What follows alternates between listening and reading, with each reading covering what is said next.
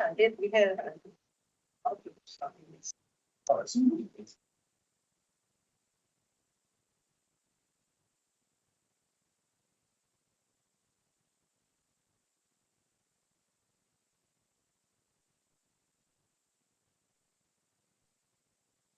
So. Kind of like. I was too long.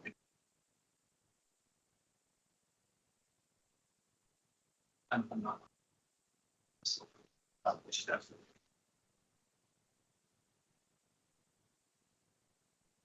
There's a. Yeah, there's some. I guess like 2 o'clock. Yeah, but I do not have it on the calendar.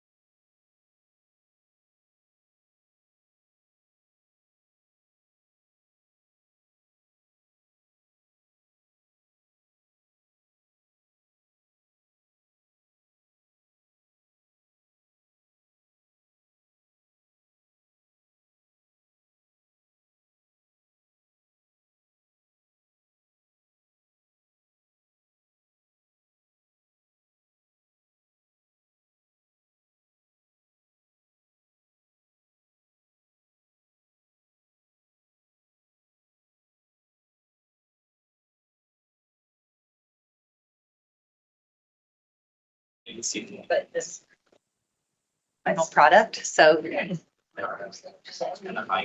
mention it, or if you want me They can ask me questions. Thank you. to. Are you enjoying all the publicity?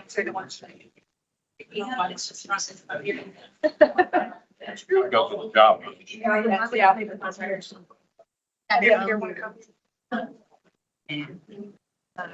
I did this. Still mic, still work. They are not as.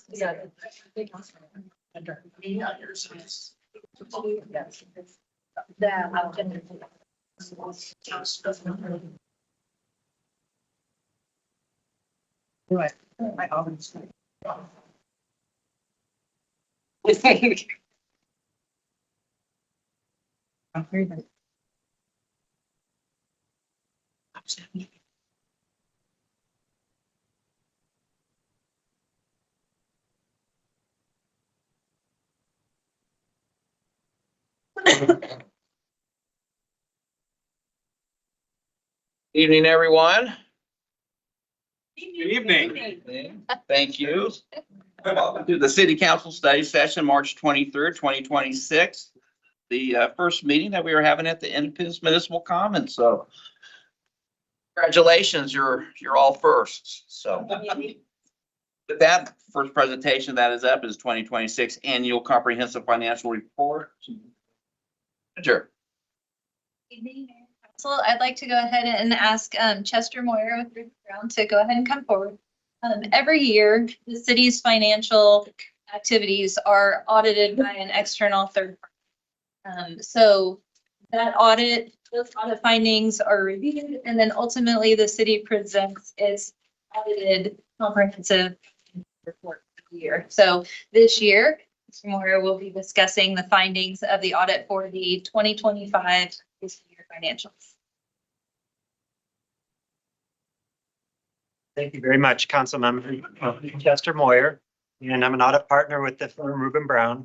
As introduced, I'm an external auditor. Ruben Brown is an auditing firm, and we're the 33rd largest auditing firm in the nation, and I lead our public sector services group, very large group in our firm. Very pleased to have that to run that group. So I'm based here in Kansas City, and I did want to mention here as we continue.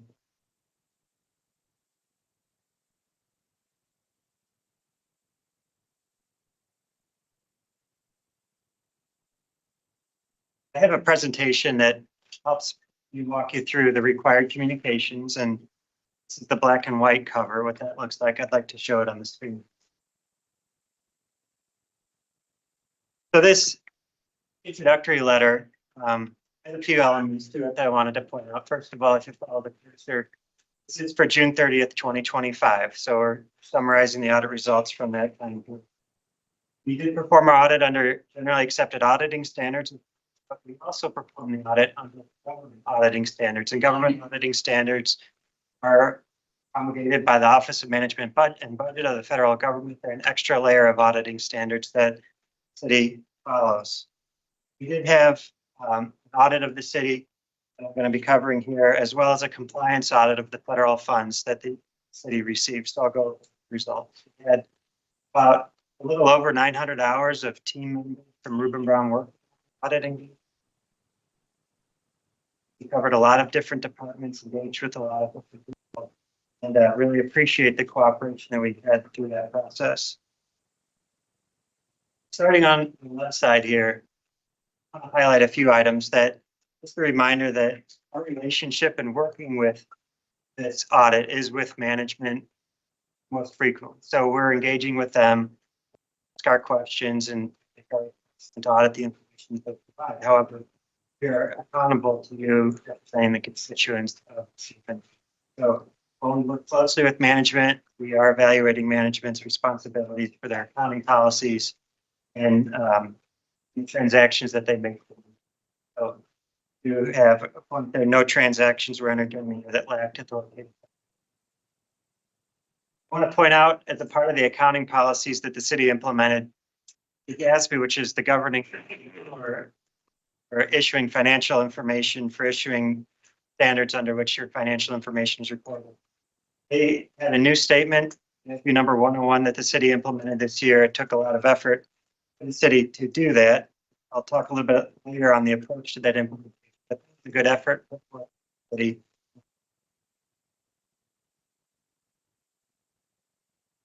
On the left side here, I want to point out that the financial statements that you review in the audit, they do contain estimates. Management does have to make estimates, and we evaluate those estimates to make sure that they're reasonable in relation to the financial statements that they are estimating. So, for example, we have two of the estimates highlighted here. The city is participating in offers and other post-employment benefit program. The city hires an actuary to perform that calculation, and it has a lot of estimates included in that calculations. We evaluate those estimates. Then right below that, we have on the compensated absences calculation that was the SB standard this year, and our estimates included around the usage of compensated absences. We do audit all of the disclosures of the financial statements. We are pointing out to you if we feel like our deposits and investments for the city show nature and time frame that the investments that the city holds. Tax revenue, which are the sources of revenues for the city. And then the long-term obligations shows the obligations that the we are required to communicate to you any corrected or uncorrected misstatements that we identify as a course of the audit. And what that means is that the financial information is presented to us, and as we work through the audit, we identify changes that we recommend that we would require to be made. In this case, we had one item that we're showing as an uncorrected misstatement. Now, this terminology is a little bit deceptive because this is a result of the way the city elected to implement this new GASB accounting standard around compensated absences. So if you look under the text here at the bottom, lost the cursor here, but this is really a practical approach that the city had to implementing this standard. So to follow the standard by the letter of it was written, require a prior period restatement. I'm very clunky in the presentation. Said the city did what most municipalities did, which was to present it in the current year going forward. And because of that, reporting of historical information, what would it have looked like had it been presented?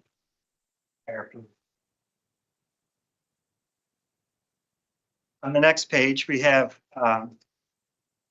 two items around our audit report. So the only thing that's in the financial statements that is actually is the audit report itself. So we want to point out anything that might be different in that audit report. By normal, it still means it's okay. It just is something else that gets added that's extra. And in our audit report, we are referring to another auditor that audit Cable Dahmer Arena, which is incorporated in the financial statements. We do coordinate our activities with that other auditor, make sure that we're on the same page as far as timing expectations and quality expectations. We're pleased also to report, we want to point out that there were no difficulties in dealing with management and performing this audit. Again, we worked with them for over 100 hours throughout the course of the year. Perform this audit, we're very pleased with the responses. Financial statements, when you look at them, they have a lot of information in them. They're about 200 pages long. After we finish this, I'll just show you. Great. So we audit what's in the middle of the financial statements, which is the basic financial statements. At the beginning, there's a transmittal letter. That's the city presenting information in its own words about the operations of the city. At the very end, there's statistical information that shows trend data for 10 years or so, and other information that we review and read.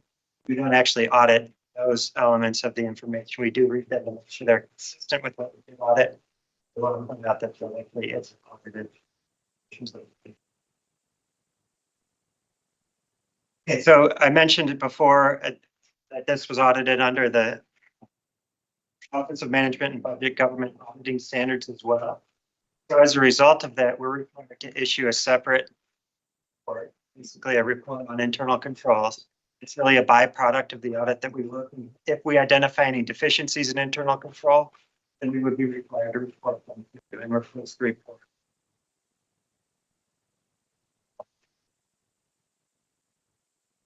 I mentioned that part of the scope of our audit is completing the federal funds audit. So the city is receiving federal funds during the course of a year, and with those funds come strings attached as far as compliance requirements, how the money needs to be spent.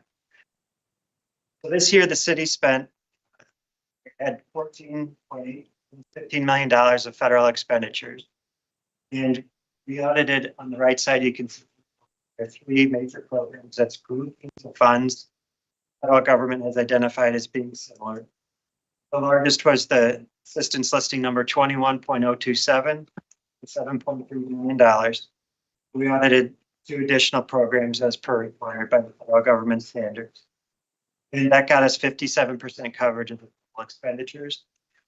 We did have one instance of non-compliance that I'll go through when I actually review the single audit specifically in slides. Okay, along with any communications that we would have been required to make, government auditing standards or communications that we have to make in the single audit. We have other observations that we make just as a course. Keep track of what we recommended in the prior year, current status, and go. So starting from the bottom, we are encouraging management in the financial area, especially to continue to evaluate ways to shorten the financial statements, reduce the number of client journal entries that are made. And we reported in the status that corrective action has been taken and that we have identified noticeable improvement in 2024 and 2020. Recognize that effort and it is resulting in a smoother close. Going up from the bottom, the middle one, reconciliation of billing utilities is also an area that we do spend a considerable amount of time testing. We do control testing over the utilities billing. And we wanted to encourage the city to improve the efficiency of the reconciliation process in that effort. And then the financial statements and again, in June, daily imports have made that process better, and it has been that management has taken. And then finally, at the top, the tracking of capital assets being migrated completely into the Venus system. The city continues to work on that to monitor the progress. We see that will improve the financial close process. And the last attachment that I have here is the management representation letter. It was a effort to close down the audit and make a final representation. It was our final piece of audit evidence. We asked management to confirm that all the questions that we've asked them have been responded to the best of their ability. It shows you of questioning that we do. Just to continue real quick, I wanted to highlight this is the financial statement of the annual comprehensive financial report. You look up at the top and see it's almost 200 pages long. So like I said, we audit the middle part of this. At the front and back is the work of the city. And it's not audited, but I'll just run through. These are some of the statistical tables that we don't audit, but provide a lot of useful information to the constituents of the city. For example, full-time equivalent employees by function. All of this information, again, is not audited by us, but is reviewed or read by us to make sure it's consistent. And then to repeat about the federal funds audit that we perform, we do issue a separate deliverable to it as the single audit.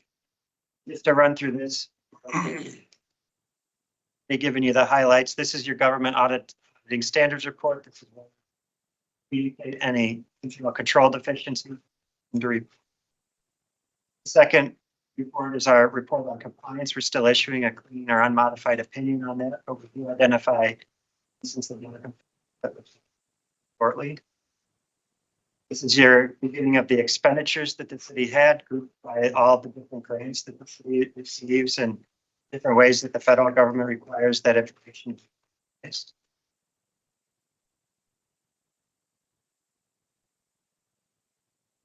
There's your $14.8 million.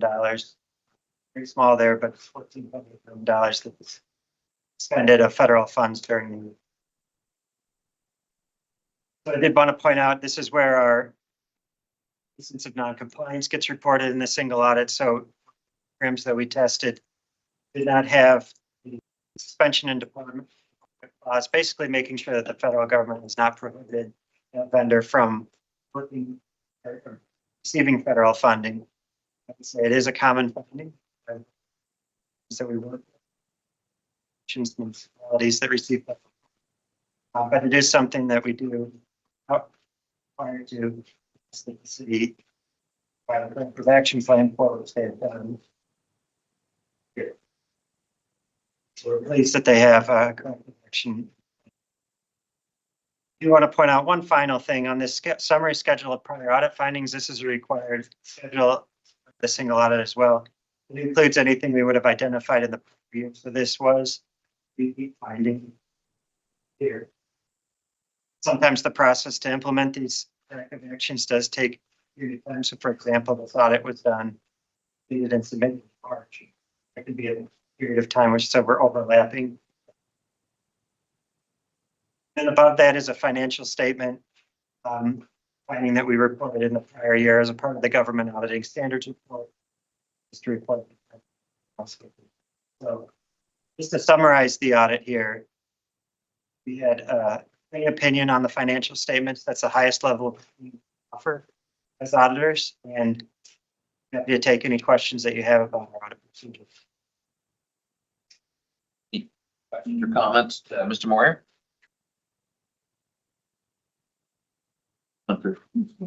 Just want to clarify that we bring this report as a part of that process at as chairman of that committee. We had a conversation. Yeah, thanks. So you can, it's middle of March here, letter March. This is for the June 30th, 2025 year end, but we're interacting with the city for 10 to 11 months out of the year as a part of this. So the federal funds audit that we just finished, that's due to the federal government of March. So that gets submitted. We submitted that at the for as well. So from June until about May, we're doing something city. So as a part of our process, I mentioned we work a lot with the city, 900 plus hours that we're working with the city, but we do talk with others outside of the city management, specifically you, to make sure that you're not hearing anything that we need to incorporate into our audit. We talk about our risks with you, the risks that we've identified, how we're addressing those risks, how we address our audit procedures in general. It's to make sure, again, that we're all on the same page, that there's active communication between us and you, and that you're informed that you've learned about in that committee. So we have those conversations. Ask each of the council members also to fill out the survey, responding to us about some of the similar information, conflicts, fraud, and things they might have. And then towards the conclusion of our audit, we did present this committee dialogue, the results of the audit, and data report for our audience, the results. There is a goal of having active communication with you as the governing body, and that you can inform us of items that need to be considered. For general knowledge, Councilman Fears is the chairman of the Audit Finance Committee, and Councilwoman Wiley and myself on that. So this is our second time going for the review. We have a little deeper dive last month. So certainly still open up for questions from.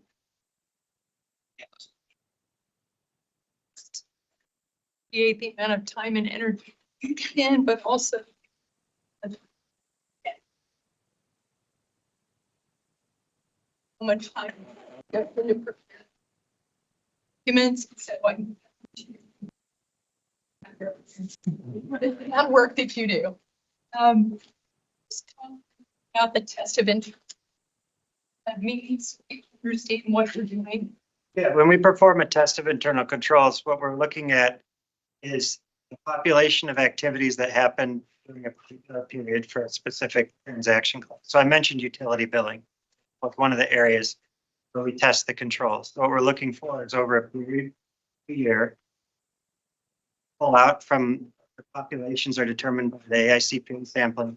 We'll pull out a sample. What we're looking for in terms of a control, and also in terms of the actual compliance with the items in the amounts that are on the bills and so on, that they're making their way to the ledger. We're making sure that that information is being captured and reviewed. That there's a review taking place of that information as it makes its way from the source, the origination point, all the way to the financial statement, which would be so the control in that case would be a review of the process. We're looking to make sure that documenting. Yeah. Well. I have Amy. Thank you. Sure, you and your team, to review the bill of health. Thank you. It is up to AC 2026 transportation update. Manager. If you can imagine, the first match of the World Cup is only 85 days away. Blows my mind, but here we are. This evening, Mr. Jason Sims is here. He is the Director of Transportation for KC 2026, and he is going to talk to us about how Independence is playing a part. Both the Independence Square and the Independence Center are parking locations and part of the traffic and transportation plans for KC 2026. And so Mr. Sims is here to talk basically about how they are connecting the region for this event and how transportation services and what transportation services will be. So with that. Thank you for your time. Thank you, council, for allowing me this opportunity to get the transportation plan for the World Cup. We have 3 objectives for KC 2026 that are outlined by our board of directors. Deliver Kansas City magic. We want to understand and feel the hospitality of the. We want to rise on the world stage, and we certainly want to leave a lasting legacy. As you can see, we have 6 matches. Our coveted quarterfinal match, and our first match starts on June the 16th. And so happens the first match, I believe, will be one of our biggest matches because of the base camps, Argentina and Algeria. We have 4 base camps. Just to put this into context, we have 3 Pot 1 teams base camping in Kansas City, Algeria, base camping. Out of all of the host cities, New York does have 4. Closest to having a Pot 1 team, all of the other host cities on teams that will be camping. Moving on to the transition plan. To our transportation plan, Connect KC 2026. We have 3 services that we providing all 33 days of the tournament. The airport right now, the airport is served once per hour by KC ATA. We will be establishing, I say we, Connect KC 2026, setting up our own transit system for the World Cup. It's going to take 225 charter buses to accomplish this task. We're the first to market for our charter buses, which makes up everyone is buying for charters. Got the best price, first to the market next year in late 24, actually. And we'll be doing the airport every 15 minutes, 33 days of the tournament, 15 hours a day. The second is our Stadium Direct. I want to highlight that only match ticket holders can access the stadium. It's going to be different than a Chiefs game. Certainly, you have to have a match ticket. It will be at our FIFA Fest before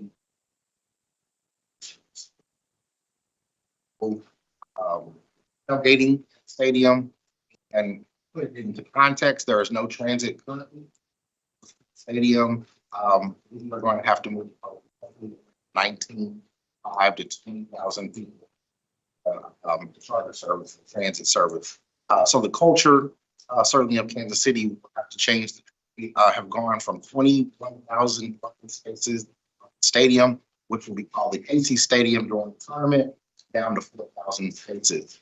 That is because of media centers and hospitality and all the things that FIFA brings. But we only have 4,000 parking spaces. So we have to do a new concept, which is, parking lots are not new, but the amount of people is tremendous. Our 4 parking rides have been announced. We have one very close, Stadium and 40, Independence Center, of course, in the city, and our express FIFA Fan Fest service. If you're at FIFA Fan Fest, you can take an express bus direct. The last is not a FIFA requirement. This is kind of the rise on the world stage, and also we want to showcase KC Magic. This is our regional model. This is so that we can realize the economic impact of over $650 million for the tournament. We thought through it as how will people get to the opportunities. And we established Region Direct. We're the only host city that is establishing a direct regional transit service out of all of the cities. This is kind of our legacy to the region of how transit can be effective in a bi-state situation, a bi-state region. Connecting region overlaid first is all of the existing service through CHA, through KC, all the partners that will look down the spine of that. Streetcar is certainly a public partner through South Movement and Fest. So we looked at the existing transit and try to look at our served. And we also then overlaid all the hotel and places that stay. And all of that data to be able to see where people currently staying. We looked at, we had a list of about 60 sites. We got down to 15 sites for regional. And those were 15 locations. Just to give you kind of a quick overview, we're going from an Nexus City Center right now downtown. It would take you about an hour and 15 minutes. All of our regional sites are direct to your location 1-to-1, and it will trim 50% of your travel time. We're very concerned about the experience of riders. That's why we're going to call buses, not transit style buses. And we are trying to alleviate the time, safety, and experience for all of our riders of transit. So we're in all of the locations strategically placed so that we can get people opportunities. So if you get on a bus at the Legends, Fan Fest, and they want to come to the Square, all of these movements are available. We're going to run 33 days of the tournament, roughly about 16 hours a day. And a bus will service all sites every 2 days. Just a quick overview, taking everything out, quick overview of our regional direct network. We're very proud of this. This is the legacy that we're trying to leave as you go to the ballots. People are passionate about riding transit and change the culture of the city relates to. Service recap, airport direct, 33 days, every 15 minutes. Terminus in our Fan Fest hub. So come from the airport. This is actually going to be a free service. For 33 days, you'll get access to the streetcar. You'll have access to our region direct 33 days every 2 minutes. One outlier going to Lawrence every 30 minutes. 15 stations in the stadium direct for match holders, ticket holders only. That will operate only 6 days for match day service. The 4 locations plus FIFA Fan Fest. I'm happy to announce today, I was going to solicit your support, but happy to announce that we do have an agreement with the center, and we do have an agreement with ACATA for the bus stop. Working pieces, but all of that is in place now. I appreciate all the help from the city council. Certainly, we feel helped us in place, and we're ready to go and highlight some of the.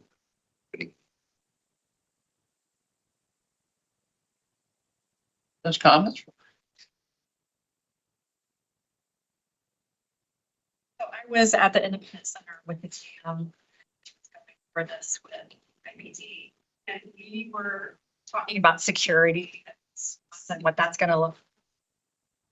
Yes, safety and security is, very, very, number one priority for us. All of our sites, we are in policing, law enforcement.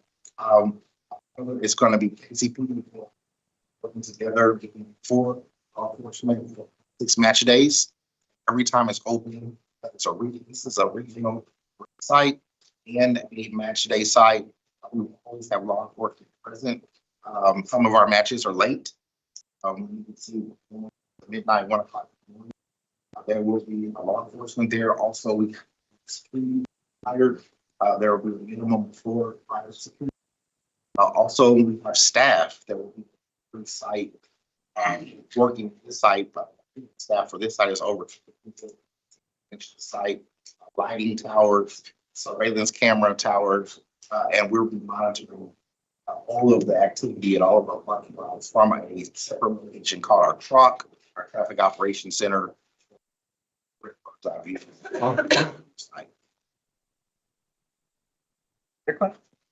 What? So the park and ride at Center, is that strictly to go to the stadium, not to like Fan Fest? So, the stadium direct is only for 6 match days. And, you have to have a ticket to get on. There will be a pass. We'll be announcing that probably within the next 2 to 3 weeks. There will be a fair or pass for our regional direct service stadium. But highly competitive relates to pricing. In fact, it's very low in pricing. But we'll be announcing those and everything accessible in our web page. Then for the airports, right, where do they drop in? It's in our bus at FanFest. So a bus mall at FanFest is the hub transit.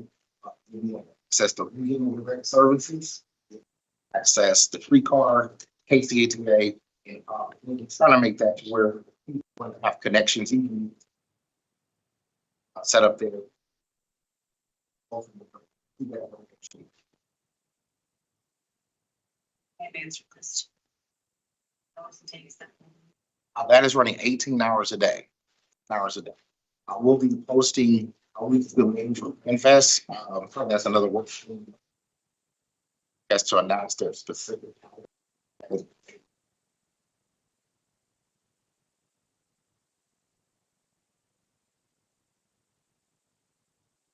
You mentioned Independence Square. Trying to envision where we're.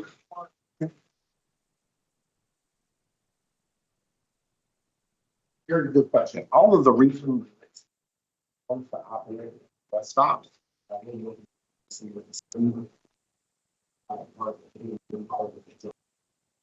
Some of us Independence Center is also a really there will be other, but in some of the sites, probably 10 of the 15, they're really just not part of it.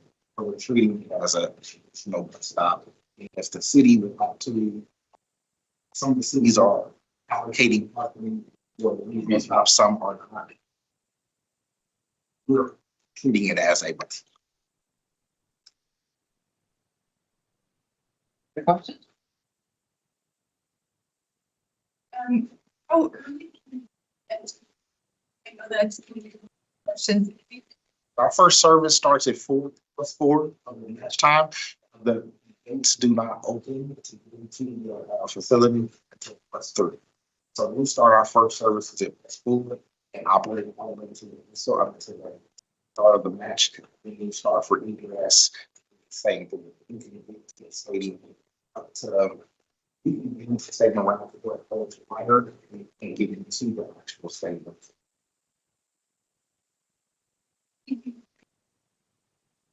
Shenanigans. Are people gonna be able to alcohol?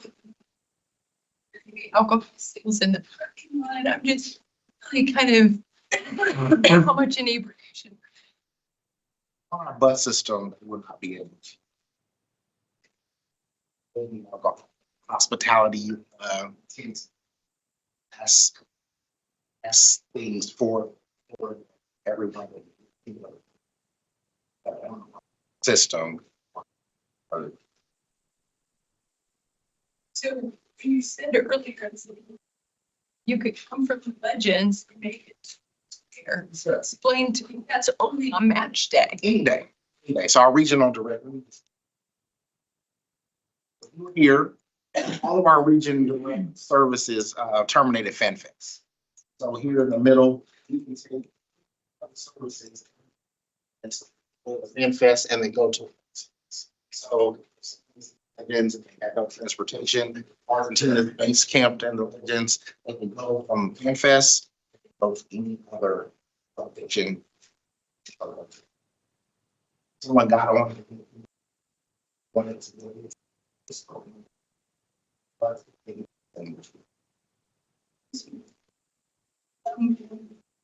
Some form of that. So daily, 7-day and all. Invest Party. The World War I Museum be open 18.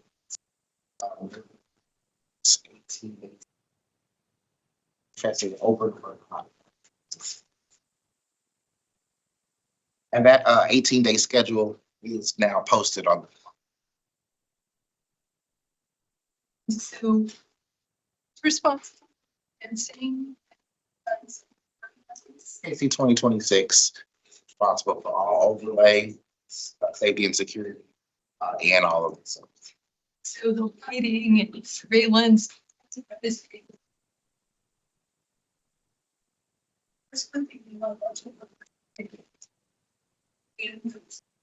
You need recognized. Covered. Our all staff, everything that it would take to run the site. It's very impressive. It really site. And you mentioned downtown hub.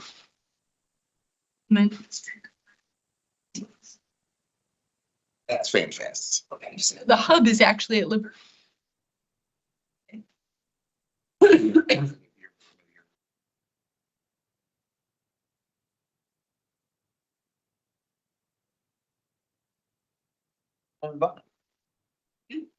There's someone who's gonna be like.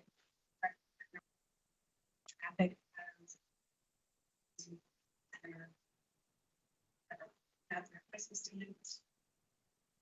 I don't know, like how traffic.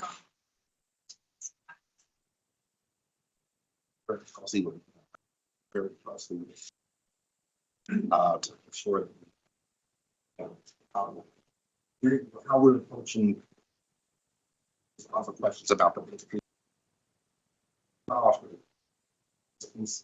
We don't have to think of that. Section. Stoplights on flash and finish the actual stoplights starting. So we're approaching a lot different than just putting out traffic control, hoping people have lots of volunteers, lots of people. For the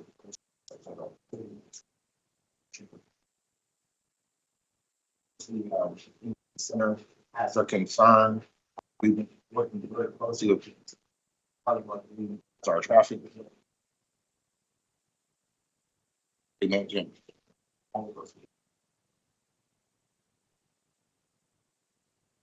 I've heard that not to be traffic. Still to be done. I would like it.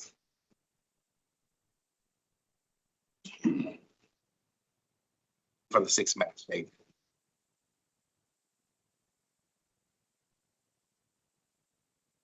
Sims, thank you for the hard work and thank you for the presentation and the update. That is hard to believe we're getting close. Almost there. So, good to be here. Thank you. Next is the art policy manager. I'd like to go ahead and ask GP Callahan and Nancy Everett to come forward. They're members of the city's Arts Council, and just as a reminder for everyone, Arts Council was created by City Council back in 2017, and they advise the city on all things art related. And they're here to talk to you this evening about potential changes to the 1% for the arts program. Thank you. Manager. Part of the arts council needs to be taking for some time. There are members of it. It's really good. And so we had a smaller committee, a subcommittee put together to look input from one and citizens meetings. See what we can do.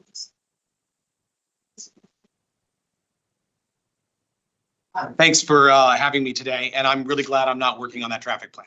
I'll tell you that much. This is going to be a little more fun, I hope, for you guys to talk about. So, first of all, who is the Arts Council? Again, can we actually raise our hands, Arts Council members? A few of us here in the corner. Thank you so much. I mean, I want you to know that it was established through a resolution to have an Arts Council. It used to be the Mayor's Council of the Arts. Now it's the Independence Arts Council. So we're basically a sub-body that kind of reports to you guys and gives recommendations. That's what our job is. Not to make policies or do anything, but to recommend anything would be best to improve the city. We're currently 9 members that come from all types of art backgrounds. So visual arts, applied arts, business, performing arts, and so on. So we're here to serve you guys and hopefully move the city together. So I'm going to give you a little overview of our policy. Right now we have an existing policy, and it's really to build Independence identity through the arts, strengthen pride, enrich lives, and support economy. Right now it's 1% for the arts policy allocates a small funding of a capital budget of a project towards the arts. What's really important on this slide for me is that this is not a new tax. This is not impacting core services. So I know when people hear 1%, they think at the gas pump, they think we're coming after a sales tax. This is not that. This is a different tool to be used in your toolbox.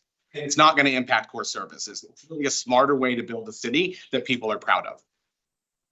So let's talk a little about 1% for the arts and what they do. So I told you what it doesn't. It really has community impact. People take care of places that they're proud of. They're happy, they thrive in those places. There's a lot of research that our subcommittee found on how it impacts public health and safety. It's really good for business. Some things it does is it attracts talents and entrepreneurs to move to your community. It supports tourism and hospitality sectors. It strengthens local business districts, like Inglewood Arts, for example, downtown square. Places that were not thriving that now today through the arts you can visibly see in our community are thriving and all the businesses are rented. It's also a proven model. We're not here trying to ask you guys to do something new, experimental. Philadelphia adopted this in 1959. There's over 350 cities in the US that have a 1% for the arts. And what's really nice is it scales with our city's growth. As we grow and we do more improvements with municipal dollars, then our fund grows and scales with the city. And so we kind of do that together, and it's a really nice thing. And it adds permanent assets to the city that the city can then look back on. So like I said before, we already have a 1% for the arts policy. And this policy applies to public art using city funds done with municipal projects. When we read the policy, there was at least 7 areas that we thought we wanted to clarify and maybe suggest an update. Some of them are really simple. If you read the old policy, it still had Mayor's Council for the Arts, not Independence Arts Council. So one was just to get the name, the shift. And so that was, just a clerical mistake. Other things we want to do is clarify definitions on what is public art, what is not public art. We want to align with regional best practices. So we did, as a subcommittee, a research on national best practices around 1% for the arts, but we also looked at what our neighbors are doing. I will visit that a little bit. We want to remove any outdated provisions that were in there. So we had the city city staff help us look at it, and there were some outdated provisions that were no longer needed. We wanted to expand eligible projects. Right now it's for municipal buildings. We think that should be expanded to other municipal dollars, not just building a building. We also wanted to add entertainment services. I've seen in other cities where they had a bunch of capital projects come through and they bought a bunch of art and then they had no money to fix it up. Later, it started deteriorating. The city was really in a pinch. Now they had all this beautiful art falling down. They didn't have that in the budget. And so we think that should be something added into the policy, just so we protect ourselves for the future going. We wanted to formalize what the guidelines were for how we decide accepted as a public art piece and what doesn't, and what waiver criteria the council and the city has to waive those options if needed to be. And then we wanted to really focus on lasting communities. Make our place just more attractive for everyone, make everyone happy or more to live. So what does public art fund? Just, really simple. It's things like sculptures, mural, streetscape elements, parking and trail signs, wayfinding, placemaking. So these are some of the things that can fund. It's one small percentage, it makes a big impact on a community. I want to talk dollars because I talked to a few of the council members and I really appreciate your time and trying to get to understand what's best when presenting this policy update for us. I think some of the confusion lies on the blanket of just the one. Feels like it's a blanket over everything that we're budgeting, and not everything would be eligible or the policy changes that we're suggesting. So the city staff has helped me pull together a few examples here. We can just kind of run through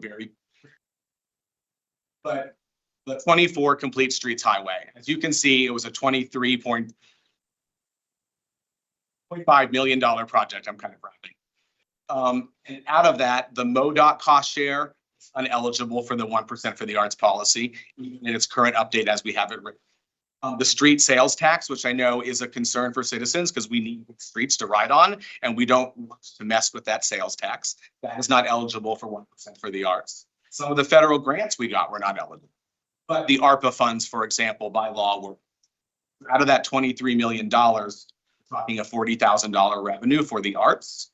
And might be a lot of different opinions on this, but I think out of $23 million, $40,000 to make sure our community is vibrant and does not sound like a business. But if you look at the 40 Highway Complete Streets project, there was zero money eligible for 1% for the arts there, because most of that money came out of the street sales tax and some federal STP grants that are not eligible. But this slide is really just showing you a breakdown of how everything that we do will be eligible for this percentage based on the type of money the city needs to use. Because as we know, doing municipal projects takes funding from all different sources. Another thing I think is important. This was in the original 1% for the arts. It was incentives. We give tax abatements to local businesses and other nonprofits and things. And then it was removed from the document. And we're asking as a recommendation, essentially put this back in. So if you see the Independent Surgery Center, they had a decent tax abatement of $3,000. 1% of that would have $1,000. Not sound like a big ask after you're getting, but Wally's, a for-profit corporate business, would have had a nice chunk towards the arts and investment in our community.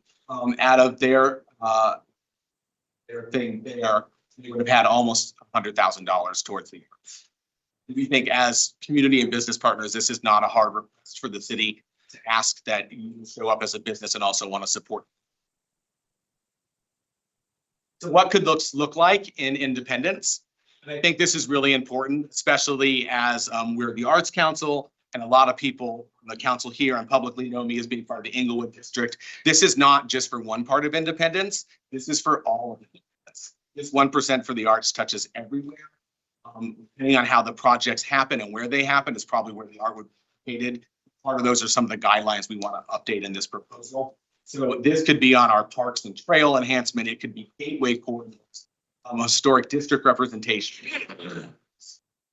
For this new building that we're in now for the municipal commons. So this is really, I want to be very clear, this is to support all of Independence, not just certain. So taking a step back, I want to talk about kind of where we are now as the Arts Council. We are newly reformed. There are some members that were the council previously and some new members. We've been having some conversations about some really exciting development projects in the city and how art can play into those and enhance the neighborhoods and those spaces for everyone. And, you know, a few of the things we've talked about, this is one example, is the Truman Connect project. I know is finding its way through, but we are looking at identifying 9 pads and locations along that stretch from Lexington to Sterling on Winter Road. Where public art could be located. Seems like it's a very an idea that is being taken seriously. But what I want to also point out is right now our public art fund has, I think, $570 in it. So can't buy a lot of art for that. And if we're going to put in 9 pads, this is one of those reasons why I think it's a really important time to talk about updating this policy so that when it comes in the next few years and those pads are finished and we're ready to put sculptures, that there's money in the fund to be able to make that happen. So another thing that was asked of our group was to talk about what our neighbors are doing. So what are they doing in the communities around us? Because there's some communities, and Liberty being one example that I love to point out recently. I don't know if you've been to their downtown square, but I was floored. It's quite beautiful right now. They have public art everywhere. They enacted their version of this a few years ago. So I really wanted to give you an example of some of our neighbors are doing. So Kansas City, they actually made theirs an ordinance in 1989. So it was 50 years ago that they have a 1% for the arts policy. And I put through 1% for the policy up there because it is very similar to the policy that we are suggesting the city council take a look at. Other areas like Gladstone, Lee Summit, and Shawnee use their CIP funds, and they link that to their 1%. So when they're doing these community improvement projects, that's where they get 1% for the arts. That's another model that we could suggest and talk to the council about if you were interested, or probably look at those models more. But it grows very slow. I can also say that I also sit on the Gladstone Arts Commission board. It's just a really slow growing model. And so that's not one that I would suggest, but it is an option to look at. In Kansas City, Kansas, they use developer project-based contributions, and that's how they're funding their public arts projects. And then in Liberty, which seems to be working well, they're using a guest tax for their Airbnbs, bed and breakfast, and things like that. Again, our policy is not a tax, it's using existing dollars, so that's not one I would suggest either. And I kind of wanted you to have a picture of what everyone else is doing as well. So kind of to slightly wrap up here, but why 1% for the artworks? In Missouri alone, it's a $1.7 billion economic impact. There's over 13,000 jobs. Most nonprofits report that when people go to see a play or come to their nonprofit, they're going to go out to eat, they're going to pay for parking, want to outfits potentially. They're going to put money on local services. So this is research. You know, art helps increase foot traffic. It helps boost tourism. Some really good reasons why this is an idea. Why does it matter to Independence right now? Is that we are currently working on multiple infrastructure and neighborhood revitalization projects. I think now's the time to have this conversation so that we're really looking at our public spaces holistically and not just about the infrastructure of how do the lights turn on and off, is the traffic running correctly, but do people want to live here? Do they want to move here? Are we attracting people to come? So again, 1% for the arts, it's not a new tax the way we're proposing it. It's using existing budgets for projects. It helps strengthen the economy, build community identity, and I think creates lasting public assets. I will leave you with this. My entire career has been about leaving places better than I found them through the arts. I think this policy is one small, exactly that, but I think self or. Thank you for that presentation. I'll open it up to the floor. Conversation.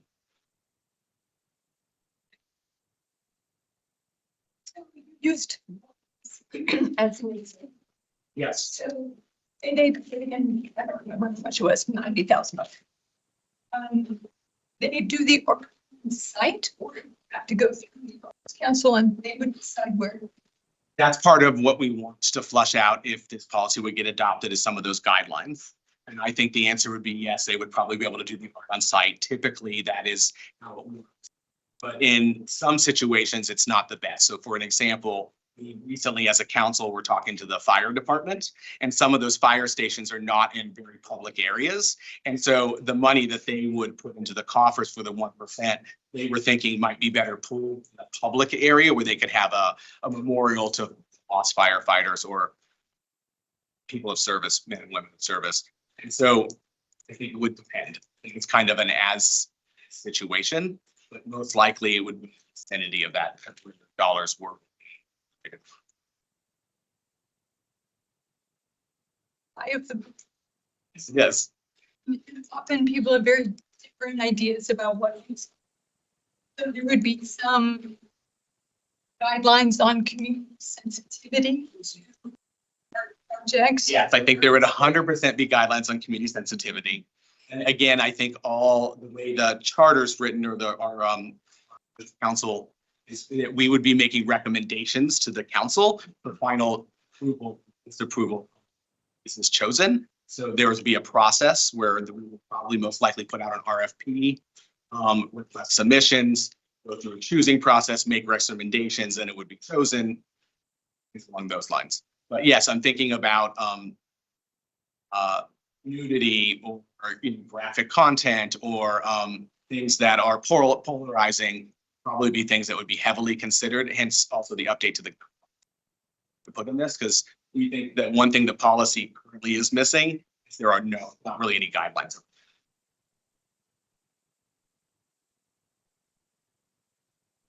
I understand what you're asking to consider. So we buy a sewage processing IP. The dollars that should be allocated to that would To buy public art for the city through a consensus of the council and the council, sub-council and the council on how those dollars would be spent effectively.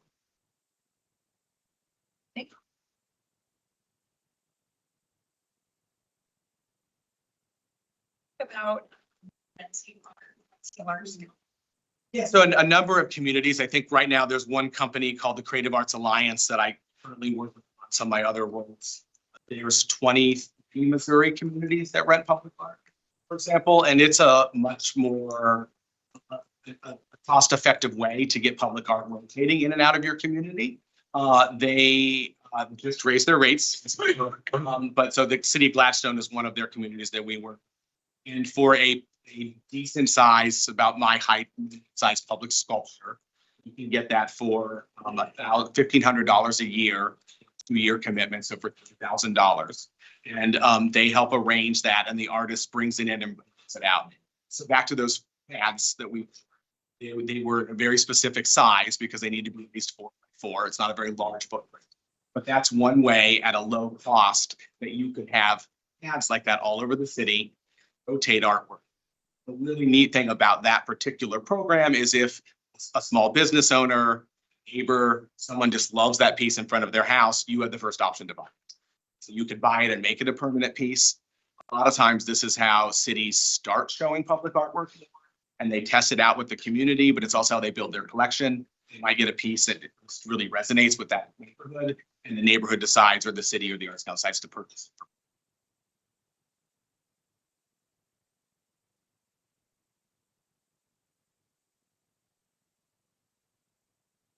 Preview what that is of types of. So we're looking at municipal construction or build projects. I hope I'm using the right terms. Please. But, so we put in there some streets, bridges and culverts sort of things that were outside of the sales tax. Obviously, there's some things that are excluded from that. We're looking at if you're going to come, we do a whole park system that you maybe consider 1% for the arts for the park. Right now, it's really narrow, as in it's municipal buildings, so new fire stations, the municipal commons. This is the way it's written currently, and that scope just will not grow very often, and it'll be very restricted to very specific areas of the city. Versus you were talking about other municipal construction projects. Does that answer your question correctly? It all about maximum. Yeah, we did a lot of research on that, and that's definitely been a big conversation. The city of Kansas City, for example, has no cap. Why we have so much beautiful art at the airport building, obviously a big project. Johnson County had $1 million cap. So out of our recommendations, I think we suggested that we would put some sort of cap. And I think on the $1 million mark seemed to be on average of what all of our neighbors were doing. But like I said, a lot of cities don't. The bigger the project, the more, you need to dress it up. And so. And the $1 million would be maximum. Yeah, one would cap out at $1 million. It would cap out at $1 million per project. But that could be changed or debated. This is just recommendations compared on what other neighbors are doing. Like I said, the city of Kansas City has no cap. So their 1% is unlimited depending on how big the project is. So if you have a $1.3 billion airport project, you get $5 million for the airport. But our neighbors in Johnson County, they capped theirs at $1 million, and we thought that was reasonable.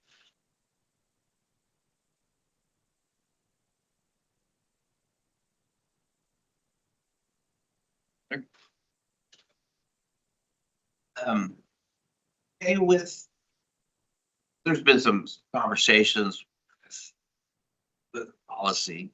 So within the economic development metro, everybody has this showed.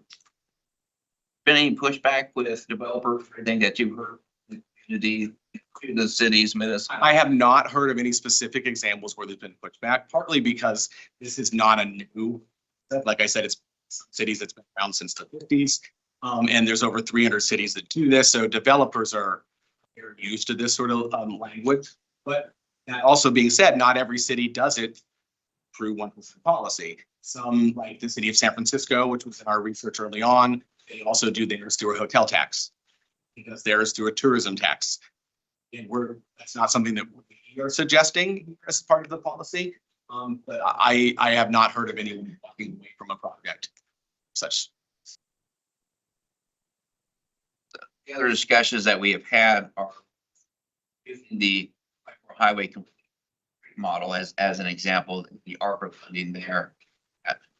The $40,000. That's just right here. Yeah, 40,000 too. So just so you. So if this policy would apply to that 40,000, I'm going to kind of direct this to interim manager. That 40,000, but had to use that out of general fund services. Let's say gap. Actually, the deficit. Because it wouldn't have been budgeted, yes, if you didn't want to take it out of project costs. Now, I will clarify that typically any infrastructure cost project is funded out of its very special sales tax, which, as you're aware, we have many special sales taxes. So street sales tax would have likely been expected to come up with that difference. Some other, and GK and I've had these conversations just about being very careful about things that do have very specifically designated purpose, park sales tax, street sales tax, public safety sales taxes, and those things. To be clear about those lines, even including utility funds, just because again, we do cost of service studies.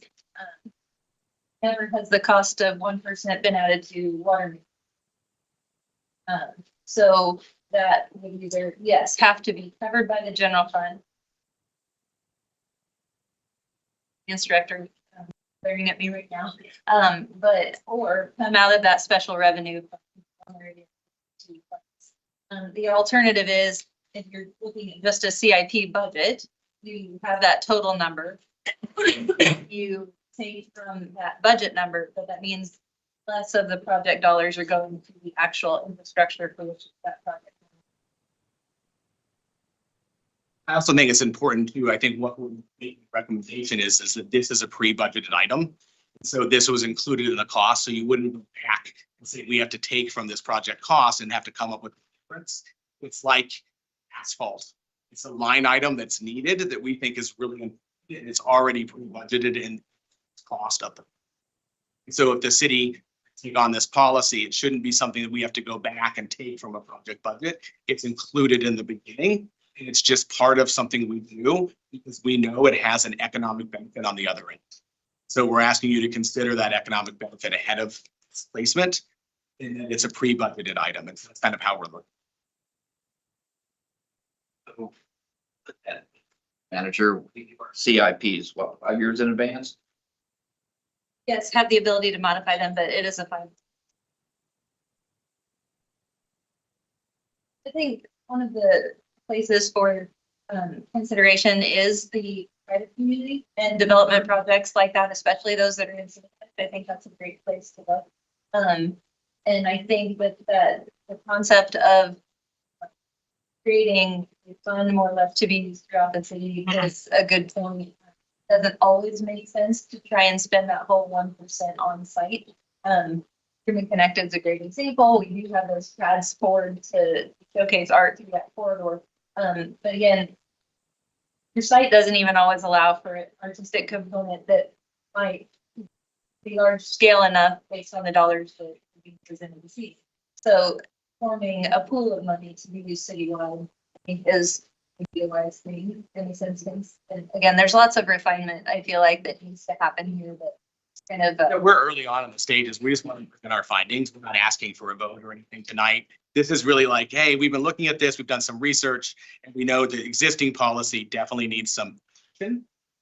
And that's all we want to do is just open that dialogue as your sub-council and say, hey, this needs some attention and how can we get with city staff. So we're not trying to disrupt services for beautiful things. We think they can be lifted up side by side. Council, will interrupt me if I get out of turn. I think you have some very strong support for the things that you have discussed on beautifying and making a good sense of place here. And it was really fun, honestly. I was Mike Jackson. It was really fun. We could collaboration with the commission and the Independence Arts Council and Councilwoman Wiley. I think that was the first time that there's been that kind of cross collaboration here. So it was really. I've never seen at the new fire chief, I've never seen firemen so happy about art before. They were really excited. And I mean, that was a really fun thing to see. They pointed out some projects in Kansas City that they really inspired them. They feel happy about their job when they saw those memorials. And I think, working with that department and helping those people just make sure it's really nice. And, that I think. Thank you for. Question, did the other, did they all send to other groups that Not every. Well, I don't. We got to turn. I'm not sure every city has a council to send the projects to. So that's a start. Every city, of course, in Australia does it slightly different, but most of them do send those projects through the Arts Council, and then those recommendations. Just checks and balances sort of system. I think the answer to your question is yes. Most of them do it that way. I can speak most specifically to Gladstone's because I'm on that board now. They wait, so there's a pool and they money a lot slower. And once they do, they first make recommendations to the council on areas of the city where it's not art and they think they could do within their park system. Once those recommendations get kind of the city council, then they taken back to the Arts Council, they pick a spot and they put out an RFP for art. This goes backwards, and then once they have that and they got the RFP, then and just so you know, on a small piece of artwork, on the inexpensive side, we're talking $50,000. If it's a large piece of artwork, the base alone to support it from falling over, as we might know from hoping to do potentially in the roundabout on Northern, that base could be $200,000 in concrete and engineering.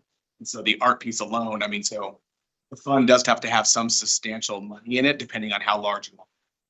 It's I Heather Wiley's suggestion on renting or borrowing artwork is usually a good.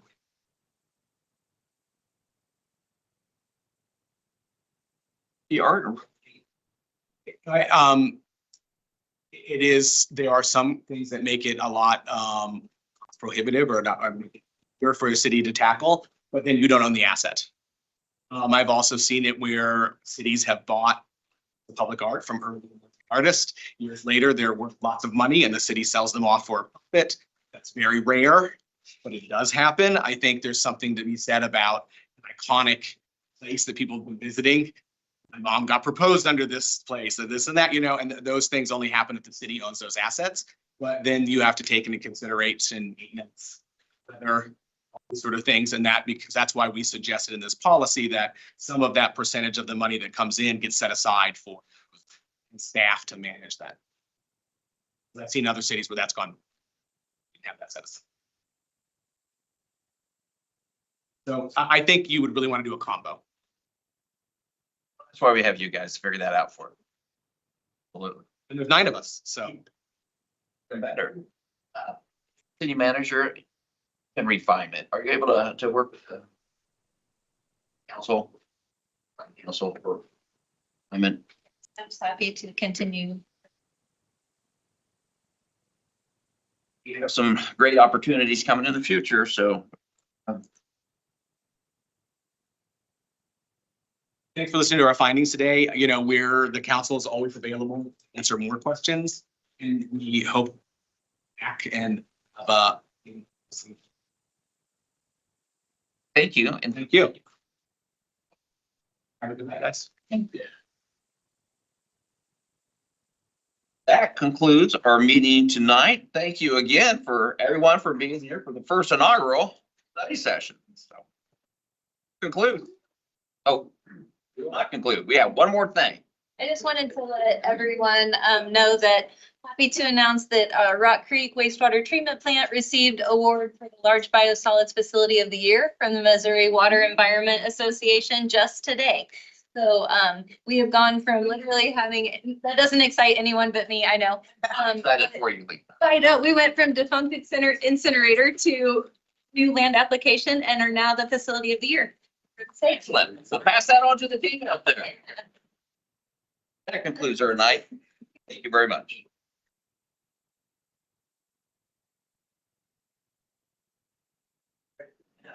Yes, ma'am.